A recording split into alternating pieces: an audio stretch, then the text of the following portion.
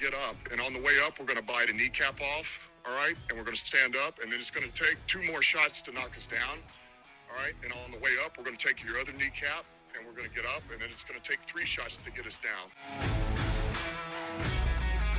Well, hey there, Kneecaps Nation. The Winter Olympics are over, so that means it's time to talk some Lions off-season football here on Kneecaps for Breakfast. Vince Progard, that's me. Happy to be joined, as always, by my longtime partner in crime, Phil Byrne. And Phil, yeah, we're kind of left without much of a choice at this point. The Olympics are over and done with. It seems like college basketball, with the current state of affairs and collegiate athletics in general, is kind of just a little hard to tolerate at times. So really, until baseball gets up and running and hockey gets to the Stanley Cup playoffs, it kind of seems to me like off-season NFL is what we got on our plate. It is, and I know the Olympians that played hockey, they'll return to their respective NHL teams here in the next couple of days, and exciting kind of transgressions that took place with the Michigan, based skaters on both the men's and women's team. Very, very exciting. As of recording this, the Pistons and the Spurs are playing on national TV right now at LCA, so that's always fun. And of course, the Red Wings. Is that on the Peacock? It is on the Peacock. It is on the Peacock. So, which I'm sure they had a record-breaking weekend, and they've had a great February with the Super Bowl on that thing too. But and I think Mike Tirico deserves a break at this point too, more so than just about any of us. He does. Yeah, it's can only imagine everything covering and just be like, hey, you know what? I think I'm gonna take a couple days off here. I think so. Maybe he was granted the opportunity by the overlords at NBC Sports to maybe take a few days to explore the greater Melanian countryside or something like that before finally hopping on a plane back to Detroit Metro in the greater area in which he resides. But enough about the Mike Tirico travel plans here, because nobody tuned into this podcast to hear about what Tirico's travel itinerary is up to. So we'll get off that once and for all here. But we do have some Lions stuff to get into. We're a good solid 2 weeks into the NFL offseason here, and it does come with some Lions news. So the Lions on Monday officially announced their 2026 coaching staff. So there's not a whole lot of changes on here that you're going to recognize. It's, of course, still Dan Campbell back for another year next year.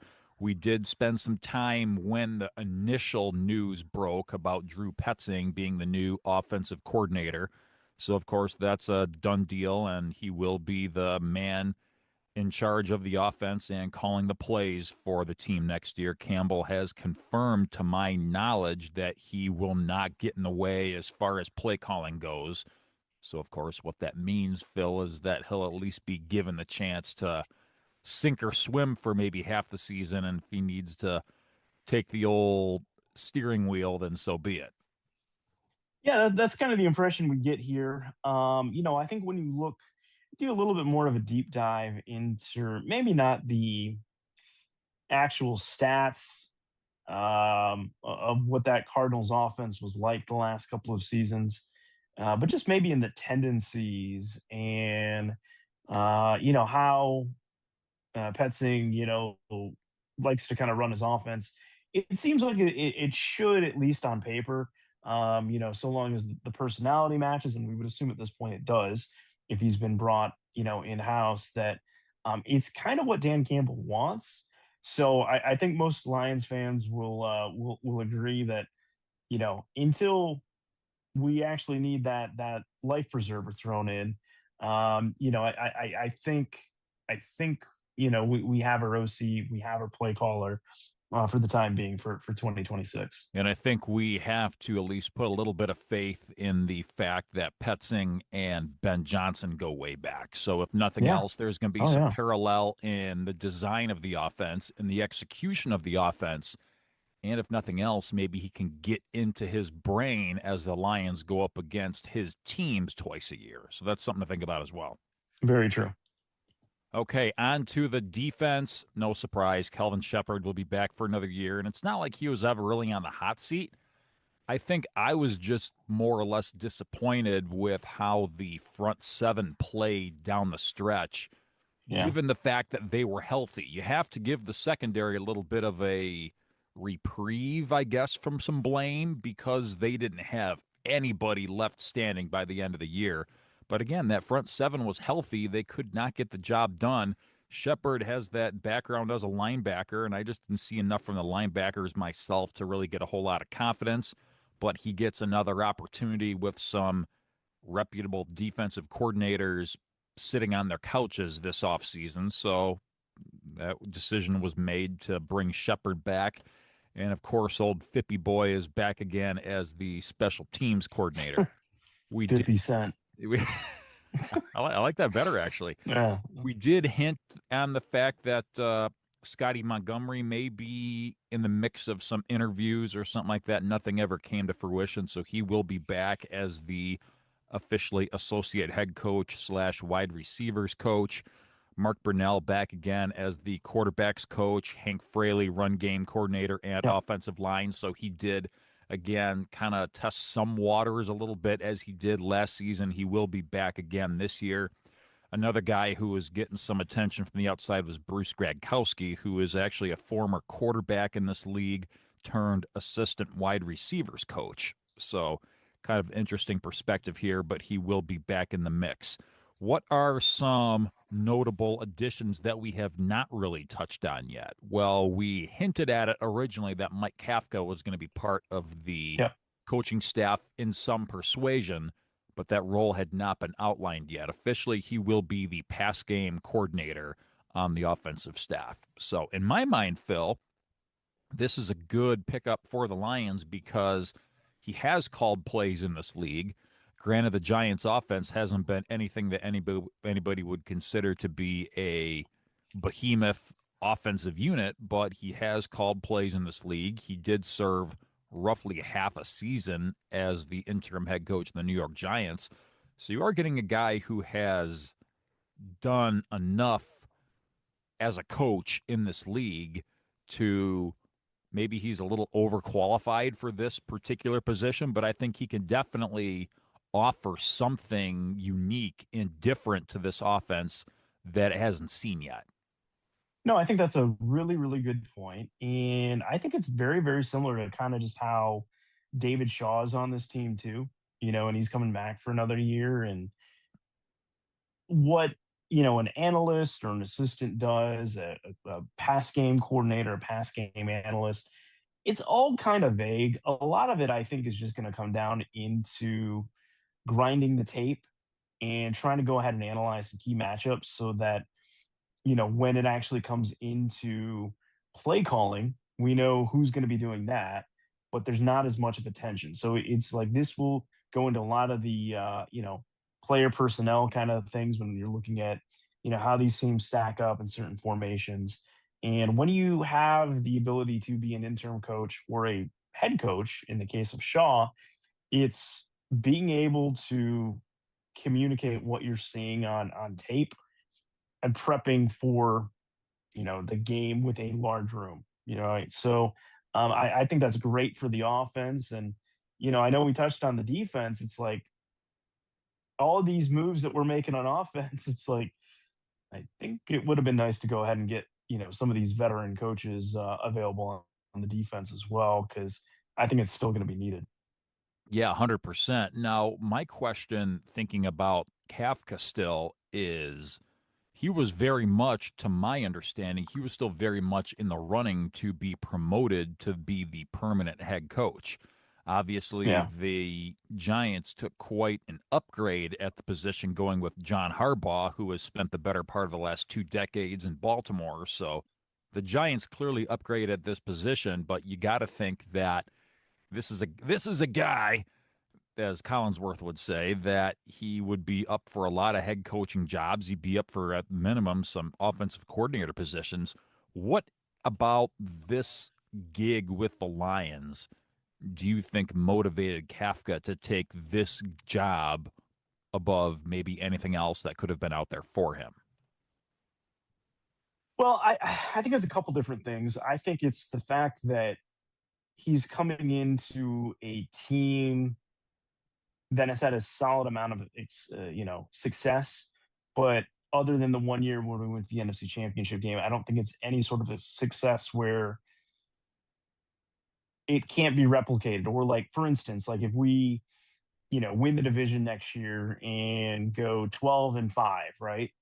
And the offense is top 5 in the league, while probably a lot of that success will be attributed to Petsing, I would probably say that the addition of Kafka also played a good role into it. So I think when you're in his shoes Playing and the you're long looking for game. some, yeah, yeah, exactly. And I think just, I know Lions fans like to bag on Jared Goff. We know what his limitations are, but as far as like being coachable and being a guy that's incredibly easy to work with, I think Goff's a true pros pro, so that you're not walking into a situation where you've got, a quarterback that's under the age of 24, 25, or is brand new. And there's a lot of things that can go wrong. So, yeah, he had Jackson Dart last year, which looks like he's, starting to be some guy. But think about all the quarterback issues that the Giants have had, Yeah. over the last several years that,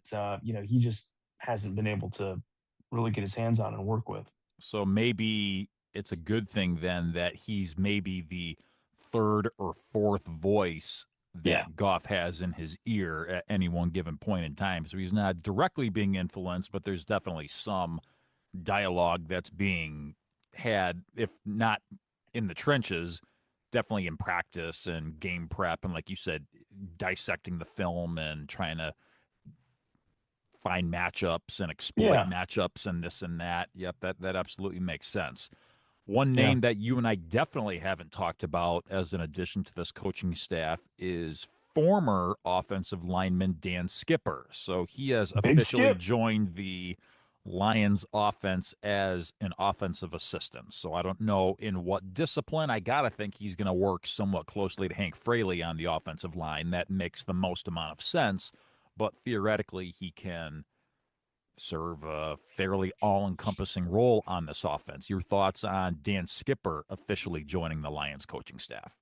Yeah, I thought this was a move that was maybe in the works. We heard right as the season was ending, and we had some of those kind of all-star game going on that he was coaching with. It was either like the Hula Bowl or the Hawaii Bowl or the Shrine Game or something like that. It wasn't the Senior Bowl, but he had spent some time coaching in one of those games. And yeah, I mean, I think he brings a lot to the table as far as being able to work with offensive linemen. Think about Hank Fraley himself, obviously being a former offensive lineman, and then just knowing what the Lions want to do from a line standpoint in terms of what their protections are going to be. I think it makes all the sense in the world. And I think he's a guy that if his playing days are done, it is still giving the Goffs and the St. Browns, and these guys that have worked with him over the years, Penny Sewell, a little bit of a comfort face, Yeah. that they can go ahead to. And, he's not going to be the offensive line coach. He's not going to be the offensive coordinator. So he's in a very, not even secondary position, more of a third position within the offensive coaches, but just someone that, like, if they're seeing something or, they need to talk to someone that isn't a player, he's going to be a trusted face that they can go to. So overall, it seems to me, and of course you can provide your own opinion if you have something different, but it seems to me like they have a little bit as far as some new faces to mix in and some new ideas Yeah. that go along with it. But it seems to me like the Lions did as much as they could to fill in the gaps that showed up this past offseason without reinventing the wheel. At the end of the day, they're still going to be doing a lot of what they've done all along. And I think that is what is going to give Dan Campbell the most amount of comfort with this arrangement. The fact that they're doing a lot of what he wants to do, and it just shows that his influence is all over this coaching staff. Yeah, I think you can see it evidently, and just like it's so obvious the kind of guys they bring in, it's all kind of just a reflection of Dan Campbell, and yeah, it is rubber stamp is all over that offense. The key to me is just going to be what can this defensive coaching staff do with that side of the Yeah. ball. I think we can definitely find a lot of positives on offense, and I think a lot of it also goes hand in hand with the playmakers that they have on the roster. I need to be sold a little bit more on this defense, but of course, we can't judge that until the personnel situation gets figured out. And that kind of sort of gets into what we're going to talk about next. So you said something at the end of last week's episode, Phil, and I can't remember if it was while we were actually on air or if it was after we had cut the recording and you and I were, saying our Hmm. final see you later till next week chit chat. And you said something that stuck with me over the ensuing 7 days. And it was something to the effect, I'm not going to directly quote you, but it was something to the general effect of, because we were talking about bringing in new guys to fill positions of need Yeah. and all this, and whether they're going to do it through the draft or whether they're going to sign guys in free agency and spend some money in all this. And you said, in a perfect world, they'd be able to do both. And it Hmm. got me to thinking, well, why can't it be a perfect world? Is there a way that the Lions can still go out there and do what they do in the draft guys that they foresee being, whether it be steals or guys that fit the Lion way to a T or what have you? Obviously, that's what this team does, and they're going to continue to do so. But there is definitely, in my mind, a way, Phil, that they can go out and be extra aggressive in the free agency market and signing guys left and right if they so choose. But it's not going to be easy. So you and Yeah. I together can kind of work our way through this. So the Lions salary number going into 2026 is going to be, and when I use numbers moving forward in this exercise, I'm using them pretty generically. I'm not going down to the final, you know, 0.386. Right. Right. Right. I'm using very close, mind you, but I'm using generalizations as far as what the numbers Sure. are. So approximately Yeah. $330 million is going to be the Lions payroll number going into 2026.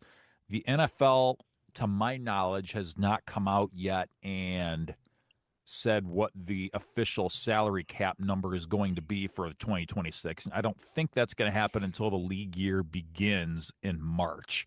So we may be a few days early in having this conversation, but because it was fresh in my mind, today was as good a day as any Sure. to get into that. So Yeah. projected number is 303. So that puts the Lions a good 25 plus million above what that threshold, that anticipated threshold is for 2026. So what do the Lions have in front of them? So we know that Goff is going to make the better part of $70 million. So this is where all that money in that contract extension that Goff signed a couple years ago, this is where the chickens are going to come home to roost here. Goff is going to start becoming a very, very, very rich man starting in 2026. $69.6 million is going to be his number for 2026. After that, you've got a drop off to St. Brown, 33.1 million. After that, you've got Aleem McNeil at 28.9 million, Penei Sewell at approximately 28 million. So you add all those up, that puts you at $160 million, which, if you recall, that number that the Lions are going to be starting, that puts you at almost exactly half of the money that the Lions have committed to guys in 2026, wrapped up in 4 guys. So the question is, Phil, what do we do from here? Any ideas that you have before I start rattling my own off? So when we talk about spending or trading or anything like that, I still think Penei Sewell, if Taylor Decker is retiring, we need to move him over to the left side. And that first round pick, because I think you can get a starter at pick 17 on the offensive line. I don't want to go ahead and feel like we're drafting for a need. So obviously, if a defensive end that was supposed to go in the top 8 falls, okay, well then that's the pick, right? And that just makes a ton of sense. But still, I think this team is going to be best when Goff feels comfortable and this offense can flourish. I would go offensive line in the first round at that pick 17. That being said, I am going to go ahead and try to go ahead and use some of this free agency money that we may have. And I feel like the defensive end spot, if you're just signing who's ever best available, I don't think you're going to get the top money value at that spot. So I'm going to go ahead and look in free agency because we have some injuries at the safety position. I'm going to go ahead there and then the interior side of the offensive line as well. If there are any trades available and you have that money left over, I think that's where we need to allocate some of this, towards that other defensive end spot. So here's what I'm thinking. The most simple measure is going to be doing what most NFL teams do. And it's something that the Lions in recent history haven't done a whole lot of. Usually it's a matter of, okay, here are the terms of the contract, and we're just going to play it out as it sits. But I think the Lions need to get a little smart about restructuring some deals. So I think Goff, first and foremost, you have a cap hit of almost $70 million. Now, if you take that and you start to kind of tweak the allocation a little bit, you move the base salary down here and you move the bonus money up here and kind of stretch it out a little bit. And then you've got that opt-out year that's written in the contract for 2029, and you take that money and you dump it on there on the back end.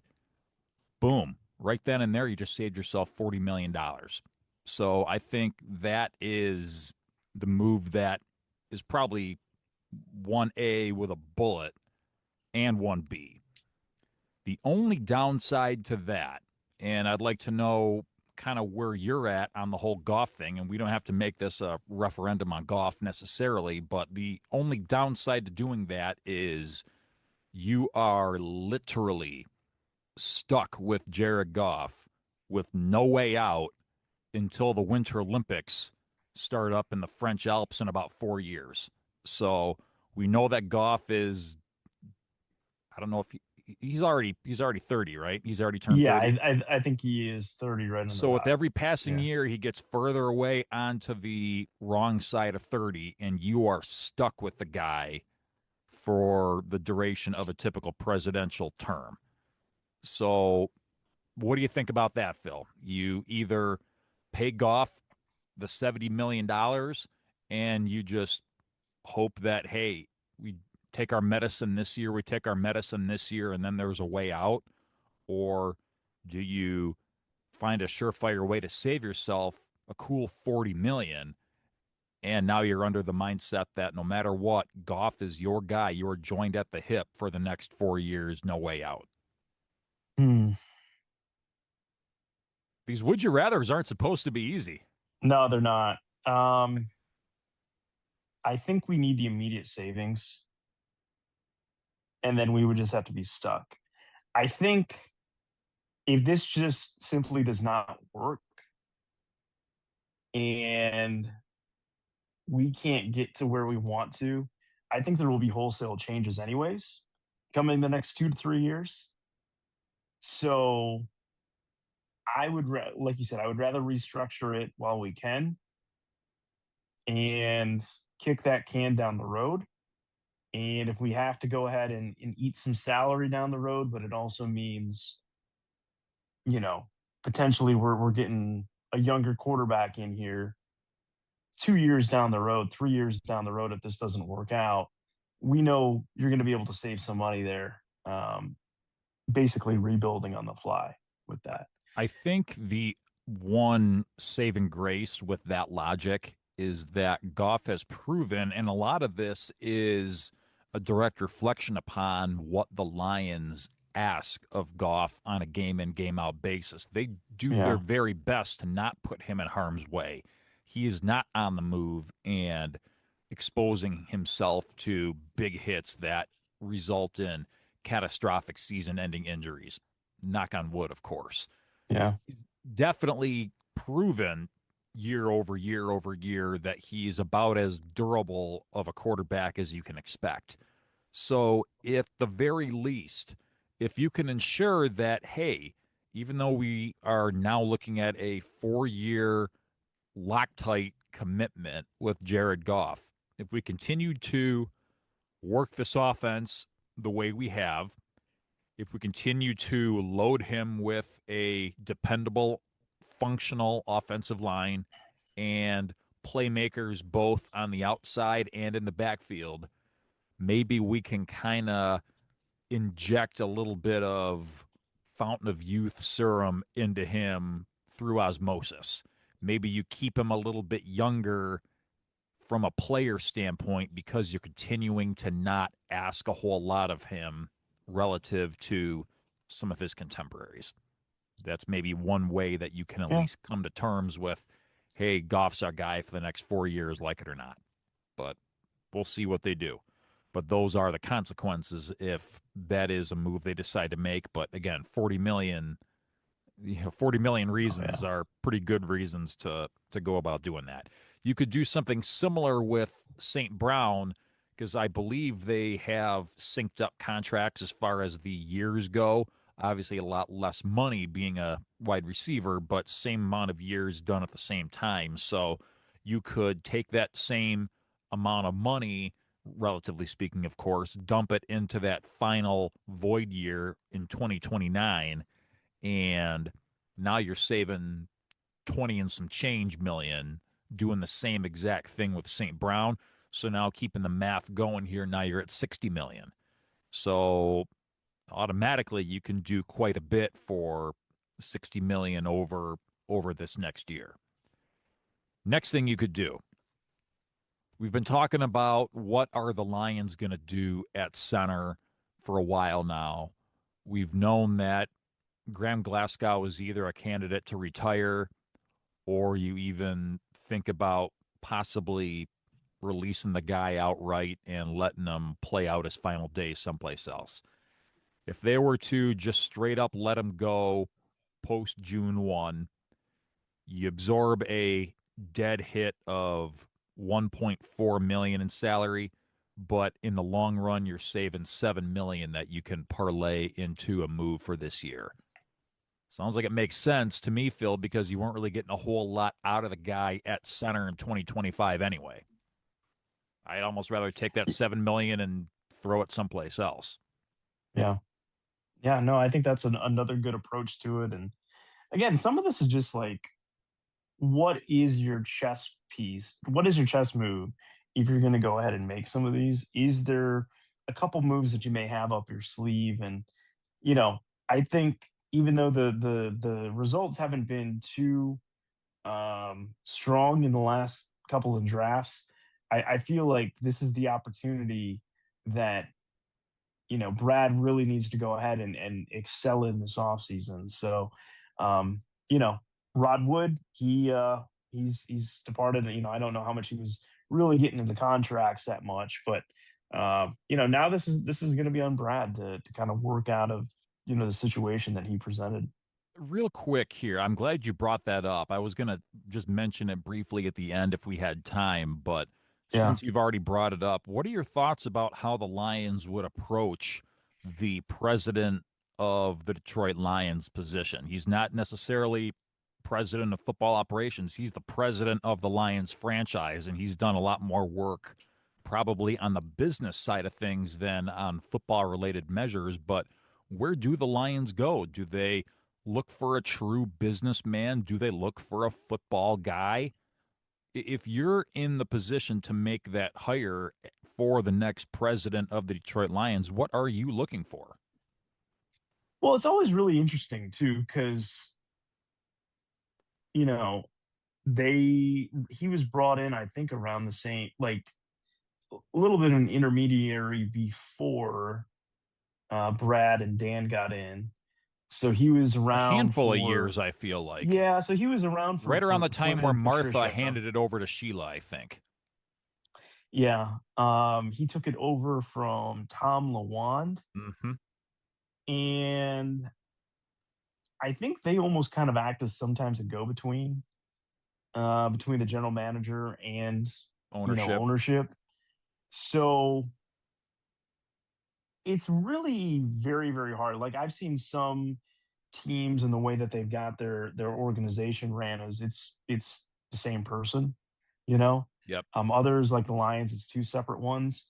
The only thing that I know from what I have seen, one name that's been rumored around is former Michigan State athletic director Mark Hollis, Ooh, good name. who's worked with Dan Gilbert and Quicken for a long time, helping put on their golf event and some other things within Rocket as well. And Um, Hollis is as much of a visionary when it comes to yep, athletics as it gets.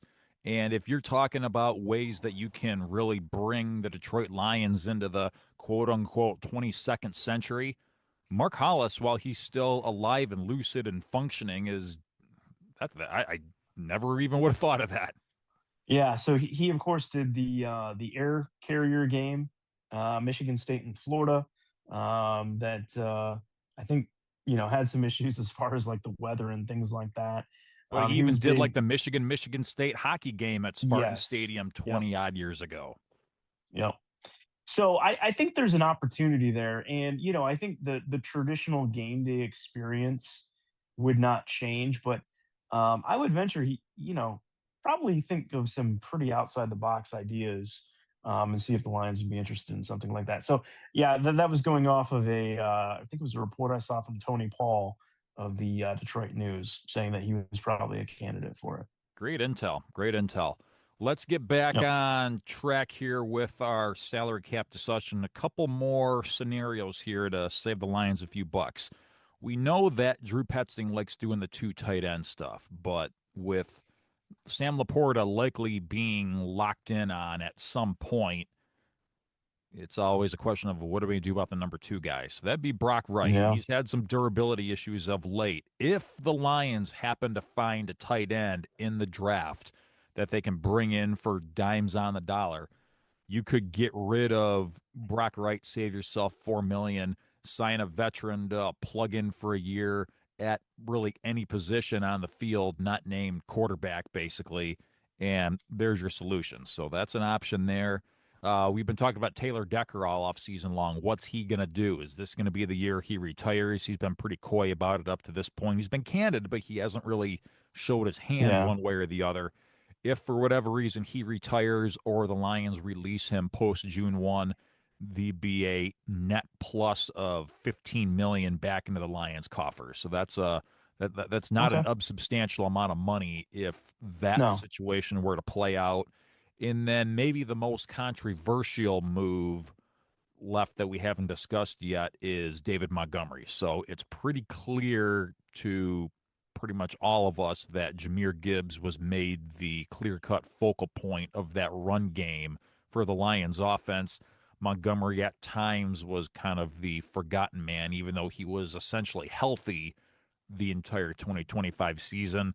If for Yeah. whatever reason the Lions were to part ways with Montgomery and make Gibbs the featured back, and again, find a running back you can pay in bagels and bites for the next handful of seasons, you'd be looking at about a $5 to $7 million savings back into the Lions' salary offset for next year. So if you take all those moves that we discussed, and I know they're not going to do all of them, but just for comparison's sake and mathematics and all that, if the Lions were to do all of those decisions that we've talked about, that would free up almost $100 million that the Lions would have to go all in. Dr. Evil. Yeah, exactly.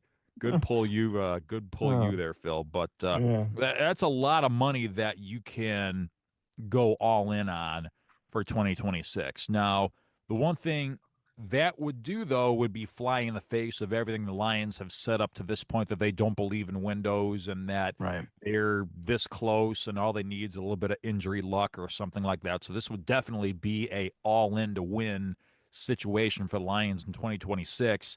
And if it backfires, then you're looking at a situation like the Tigers had to deal with a handful of years back, where they have all this money on the books after all that money that was dumped into it amounted Yep. to, grand scheme of things, nothing. Yeah, it's really very, very interesting with how much they could free up. And I think the Decker money, I'm leaning towards that, something that they're going to have. I think there's a very, very hard decision there on David Montgomery. Um, I'm not so certain that you would be able to find anything in free agency that would offer up what he can offer up, his stability in the locker room. We know that last season, the run game, in part because that offensive line was so poor, really didn't get off the ground like it needed to. So again, if you get some guys in there that can do that, maybe he would have more success. But again, some of this is just when you extend all these guys, this is kind of the card that you were dealt. We haven't discussed it in here yet, but at some point, I don't think the Lions are just going to let Jameer Gibbs walk. Maybe they No, it's not in franchise their him down the nature. road, Yeah. but I totally envision the Lions, extending Jameer Gibbs here at some point too. So I don't know if that happens this offseason, but I would anticipate something like that here over the next year and a half. Absolutely. Okay, that is all she wrote for this episode of Kneecaps for Breakfast. We are officially heading into the offseason, as we said, so we're happy to have you along for the ride with us. I think next week, once we get into March, it'll be time to start talking about some NFL Combine action. So join us next time for Kneecaps for Breakfast for that and much more. For Phil Byrne across the way, Vince Progar saying good morning, go Lions, forward down the field, over and out.